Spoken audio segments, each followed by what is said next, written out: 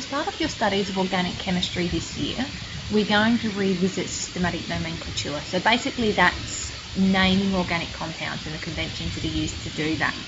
So it's expected that given the structure of an organic compound, you're going to be able to name it, and given a name of an organic compound, you're going to be able to draw the structure. Now, most of this is revision from last year's course, but what's really important here is that you're actually practicing this enough to become proficient. So a few things we want to have a look at to make sure that you recall from last year. Firstly, is one of the fundamental things in naming organic structures is identifying the number of carbon atoms within a structure. And each number of carbon atoms has a specific prefix. So for example, if a structure has one carbon atom, it is going to have the meth prefix. If, however, it had 6 carbon atoms, we would be using the prefix of hex. So you should be fairly comfortable and familiar with doing that. Just a little proviso there, please make sure you take care to identify the parent chain within a structure. Particularly if you've got a branch structure, it's sometimes easy to overlook the longest chain. The other thing you need to be familiar with is alkyl groups. So alkyl groups are when you've got branches coming off of your parent chain, like this. So if we have a look from our parent structure here, we can see that's the longest chain. We also could actually have picked the chain that went like this.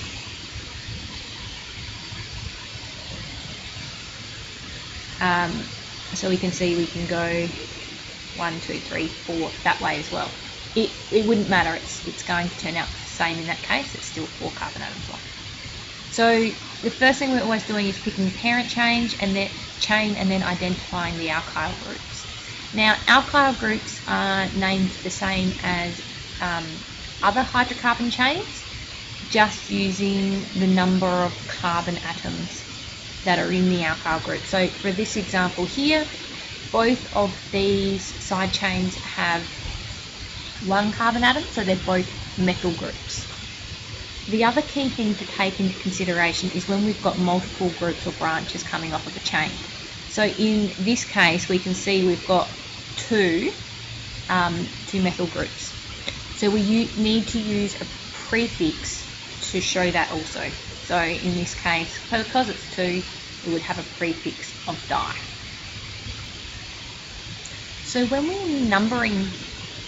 when we're naming carbon compounds, organic compounds, we need to make sure we number where functional groups or side branches, double bonds, etc. are, because that can influence the structure. We just want to give the number that gives the lowest positioning of those groups. So basically, if we just number all of our carbon atoms in our parent chain, so we've got 1, 2, 3, 4. So we can number from left to right, or we can also number from right to left. 1, 2, 3, 4. So if we have a look at our numbering we've got here, if we're numbering from left to right, we can see we have got a methyl group on the 2nd carbon and the 3rd carbon, which would give us the numbering of 2, 3. If we look from right to left in this case, we've got 2, 3 again. So in this case, it doesn't matter which end we number from, we're going to get the same numbers. That won't always be the case. Okay, so in this carbon chain here, we have got 4 carbon atoms. So because we've got 4, we know that this is going to have the prefix of bute. And because it is just an alkane, so it's a hydrocarbon chain without any double or triple bonds, it's butane. So that's what we start with for our parent chain. The next thing that we've noticed is that we've got 2 methyl groups. We know they're methyl groups because they've got 1 carbon in them. And looking at our numbering options, we know they're going to be 2, 3. So we've got 2, 3.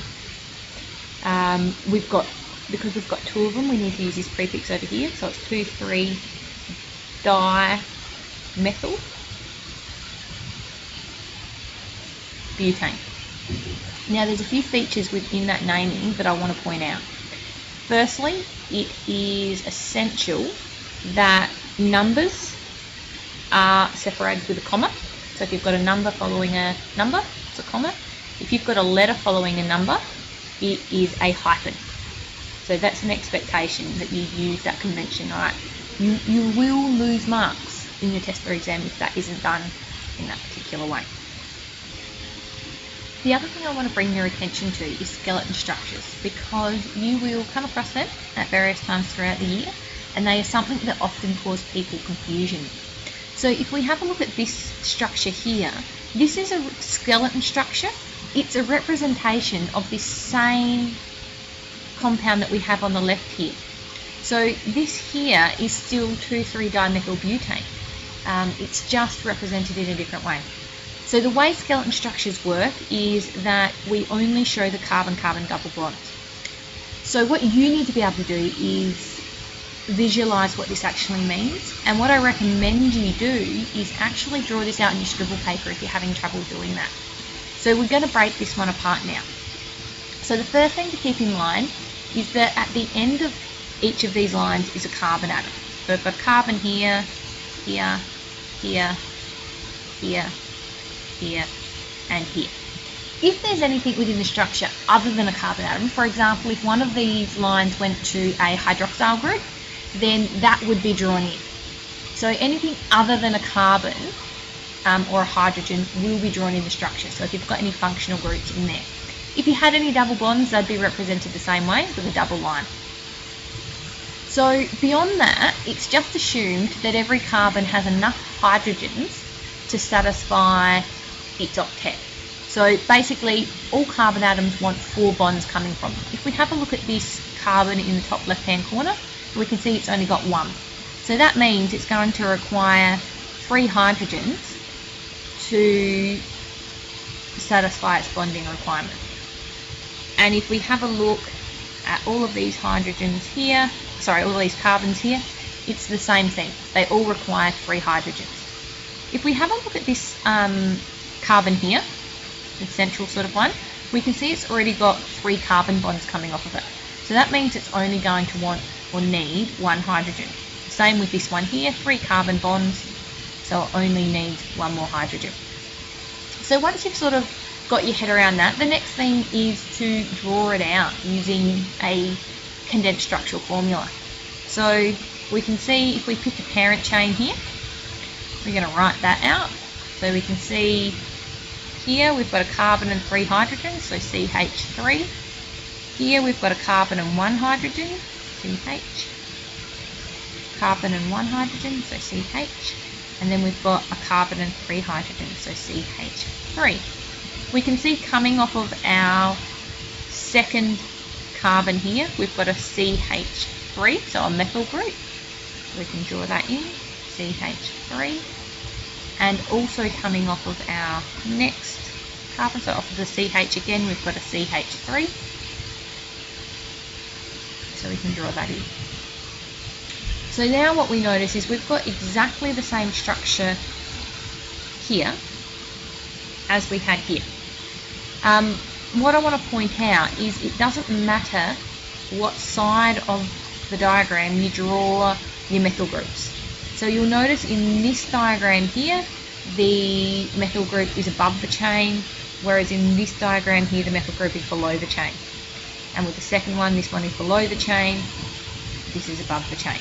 It doesn't matter which side you draw them on, it's exactly the same thing. What you do need to be very careful with though, is that your bonds go from the carbons to the carbons. If you're sloppy in drawing those in, and for example, say your bond was there, or your bond was there, you would be incorrect. So they have to go from carbon to carbon. You don't want them going from this carbon to that hydrogen, or that hydrogen to that hydrogen.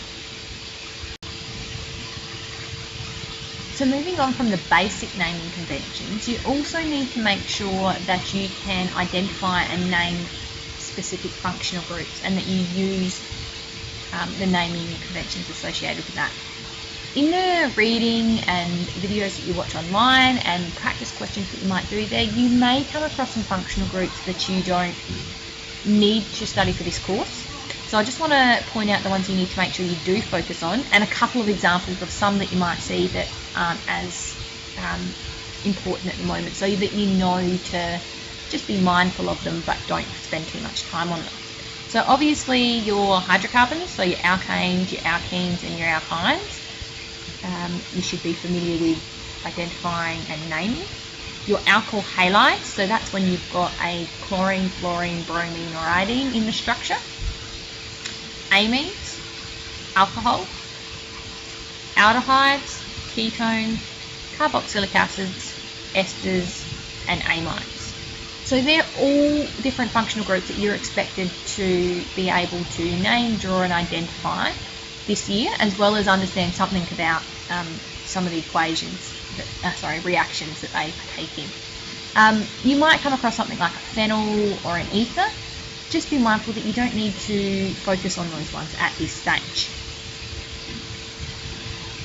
Please make sure you've given yourself plenty of practice at naming the compounds with different functional groups and drawing them.